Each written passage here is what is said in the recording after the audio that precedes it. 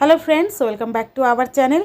আশা করি তোমরা ভালো আছো, সুস্থ আছো। আমরা খুব ভালো আছি। আর আজকে একটা খুব সুন্দর জায়গায় আমরা ঘুরতে এসেছি। তো আমরা বলতে শুধু আমি আর হাজব্যান্ড আছি, কারণ বাচ্চারা স্কুলে গেছে। তো আজকে এখানে আসার প্রোগ্রাম ছিল না। আমরা গেছিলাম একটু সাকচিতে, একটু কাজ ছিল। তো হাজব্যান্ড বলে চলো তাহলে এখান থেকে একটু ঘোরা যাক, কেন হাতে যেহেতু একটু টাইম ছিল। আর মেয়ে চলে এসছে বাড়িতে, মেয়ে যেহেতু এখন ফ্রি বোর্ড চলছে। তো মেয়ে বাড়িতে চলে এসছে আর ছেলে আসবে 4:30টার পর। তো মা আর মেয়ে বাড়িতে আছে। তো ভাবলাম চলো এই ফাঁকে একটু দুজনে ঘুরে নিই। তো এখানে আমি একবার এসেছিলাম 14 তারিখে।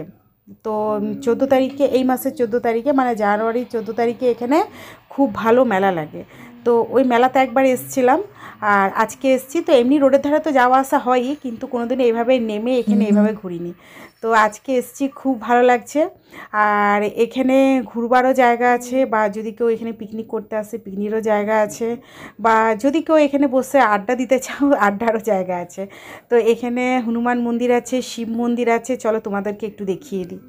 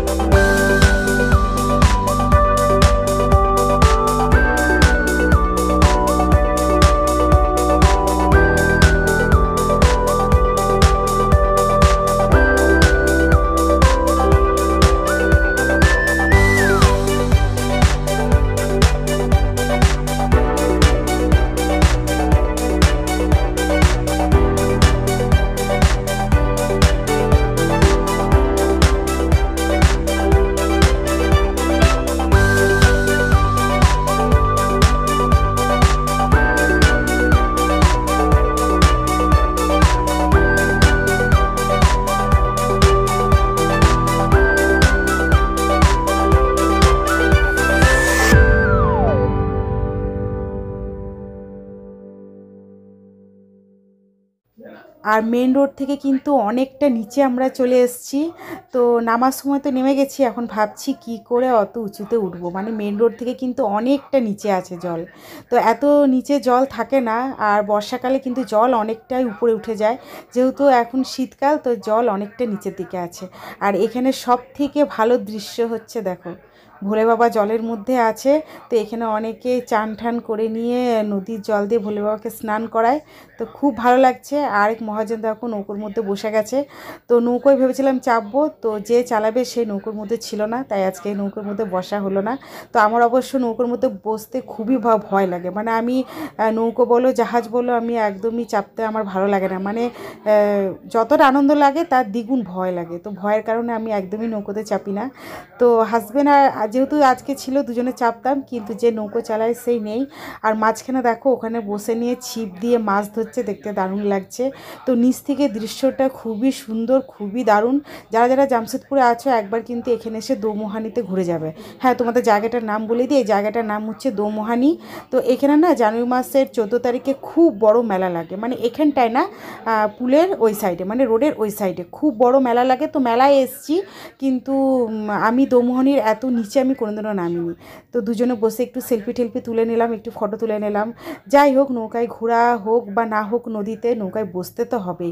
আর ওই দেখো উপরে এরোপ্লেন যাচ্ছে, একদম কাছে থেকে এরোপ্লেন যায়, কারণ আমাদের এখানে সোনারিতে একদম এয়ারপোর্ট আছে একদম সামনে। তো ওখান থেকে যে এরোপ্লেনগুলো যাওয়া আসা করে একদম কাছের থেকে দেখা যায়। ওই দেখো ওখানে বসে নিয়ে ছিপ দিয়ে মাছ ধরছে, মানে মাছ নদীতে বসে ছিপ ধরে মাছ ধরছে।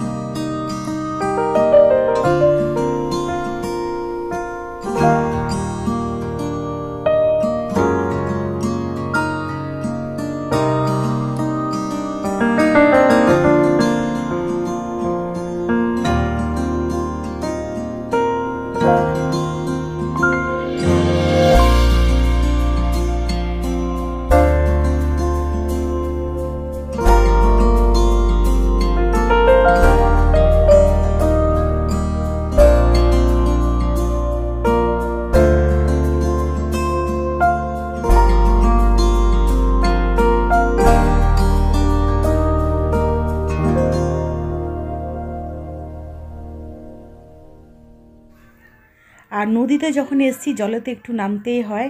তো জলটা দেখো পুরো একদম পরিষ্কার, মানে নিচের পাথরগুলো শুধু দেখা যাচ্ছে, এতটাই পরিষ্কার। তো জলে নেমেছিলাম, যখন নদীতে এসছি জলেতে একটু নামতেই হয়। তো আমাদের এখন ঘোরা হয়ে গেছে, আর অনেকক্ষণ বসেছিলাম, প্রায় আধ ঘন্টার উপরে। তো চলো এখন যাই। আর এখন বাজছে প্রায় 3টে সাড়ে 3টে। তো যদি একটু সকাল সকাল আসতাম তাহলে আর একটু বেশি বসতে পারতাম। তো যেহেতু আমাদের সাকচি গেছিলাম, সাকচিতে একটু কাজ ছিল, ওখানে আমাদের 1-1.5 ঘন্টা হয়ে গেছিলো। আর এই যে নিচটা দেখছো, পুরো নিচ অবধি কিন্তু বর্ষাকালে জল চলে আসে। তো অনেকবার হয়েছে যে বর্ষাকালে যখন অতিরিক্ত বৃষ্টি হয়, তখন উড়িষ্যার ড্যাম যখন ছাড়ে না, তো এখানে ব্রিজের উপরে জল চলে আসে। তো এখন জল অনেকটাই নিচে, তো এখন ঘুরবার জন্য সবথেকে বেশি ভালো এই সিজনে।